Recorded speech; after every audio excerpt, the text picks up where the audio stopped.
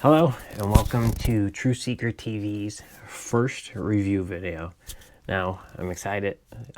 This is the first review video that we've made for the channel ever, and I do plan on having a lot of them for you guys. There's a lot of companies out there that are making gear for paranormal investigators, and I think it's important to have a non-biased point of view on these devices from paranormal investigators such as myself.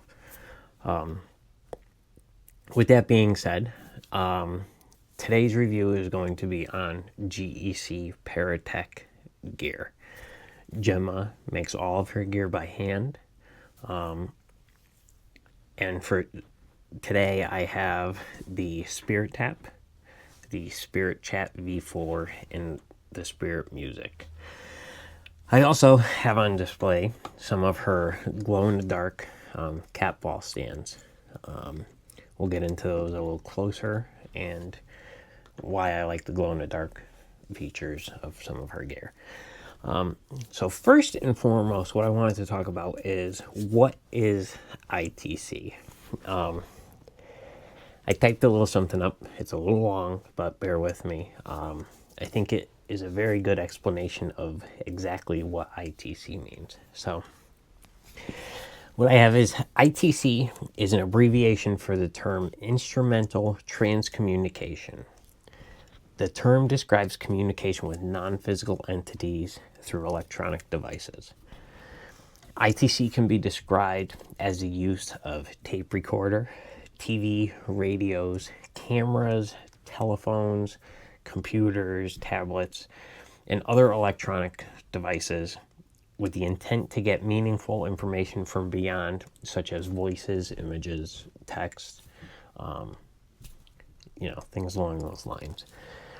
ITC has also been defined as a method of communication nowadays for some people, and I mean some people when I say this. It is recognized as a form of mediumship, which is not fully understood, but what about paranormal investigation is fully understood. In some fashion, the experimenter plays a psychic role in the facilitation of communication through equipment.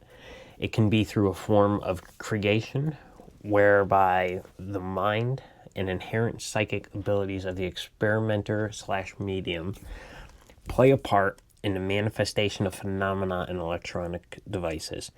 In some ways, similar to the Estes approach used with a spirit box. Generally speaking, ITC form of communication can be through an application installed onto a device, such as a phone that uses sensors the sensors that are in the phone, tablet, computer, or smartwatch. A application that is totally random, or a physically dedicated device with dedicated sensors designed to measure a whole slew of stuff. Some of this is temperature, humidity, dew point, barometric pressure, electromagnetic fields, also known as EMF levels, static electricity levels, direction, vibration, or movement, and this would be done through like gyroscopes, G-force detectors, microphones for hearable and non-hearable tones, frequencies, and different audio levels, and in even some circumstances, lenses for light visibility and non-visible spectrums of light as well. As the research continues, more and more factors are being included and studied as possible contributing elements for more accurate communication.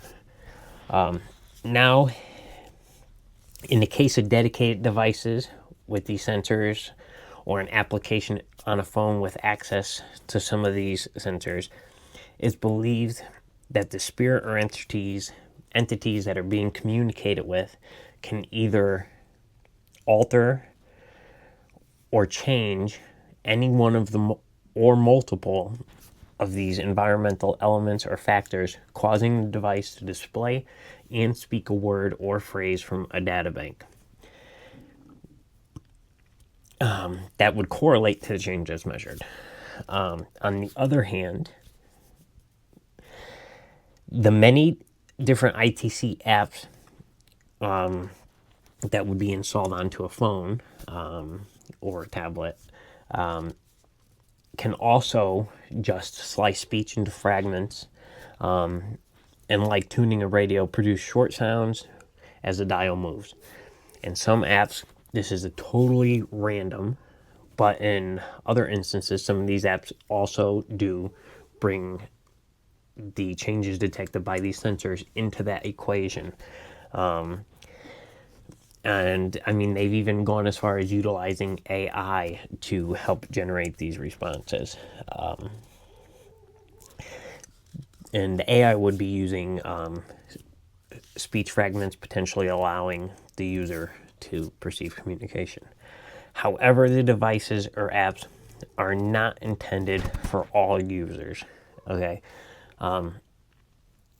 There have been instances where using these devices has led to increase in paranormal activity in the house, or misinterpreted information. I would also like to point out that it's definitely recommended that it's only used by people in a relatively sane state of mind. Using these does require dedication and patience. It's not something that can just always easily be done. There's some instances where to one person, what will sound like just a slew of random noises and words, to that person sitting next to them can sound like a full sentence. So it takes time. Some users see it as a tool for paranormal investigation, while others believe it should just be used for experimentation only. Having said all of that, the easiest way I have ever heard these devices described is spirits are said to be able to externally influence the electronic circuitry or sensors within the device, therefore selecting a word from an internal dictionary or from random speech segments that will be perceived as a statement or response to a question. Like I said, that can be in many, many forms. So, with that being said, there's the three devices that I have for you guys tonight. Spirit Tap, which is a vibration sensor. The Spirit Music, which is a motion activated music box. And the ITC Spirit Chat V4. Spirit Chat V4 is a rechargeable device. It uses a USB-C. It has very basic controls. You have your on-off switch. You have your 3 on-screen buttons, and that's it.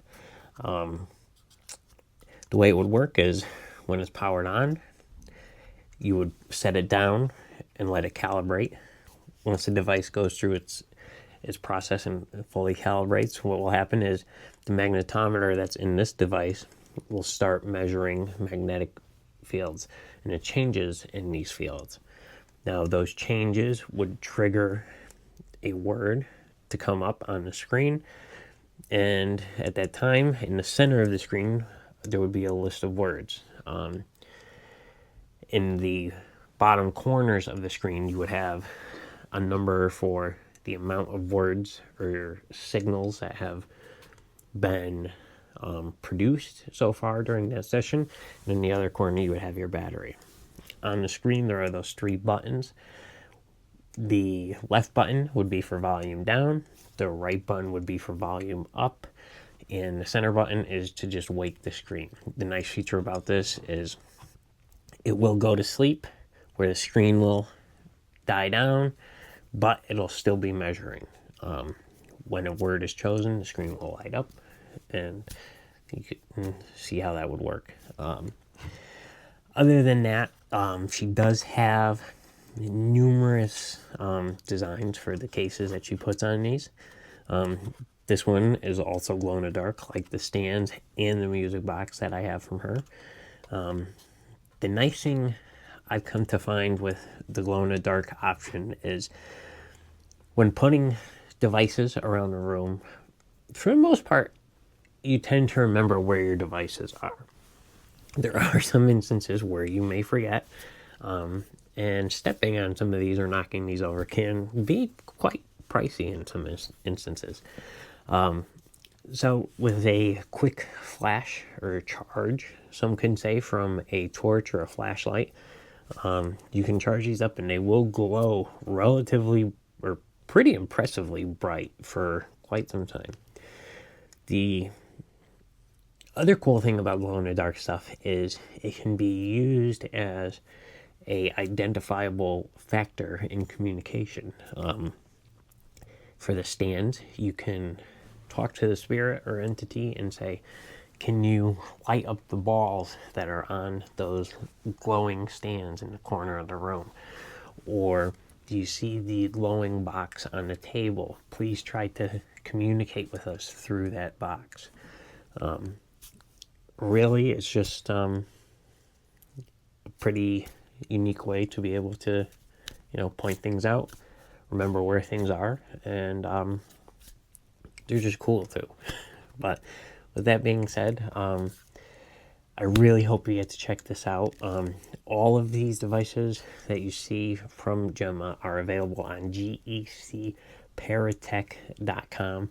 I will put a link to her site in the bottom of the comments. So please, if you're interested in taking a closer look, feel free to view it on there.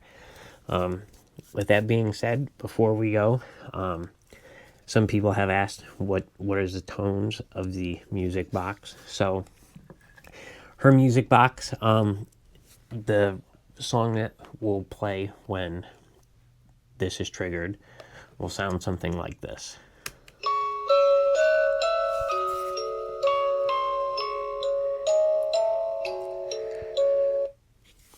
Now every time the sensor in front of the device picks up movement, it will go off. Let me see. See?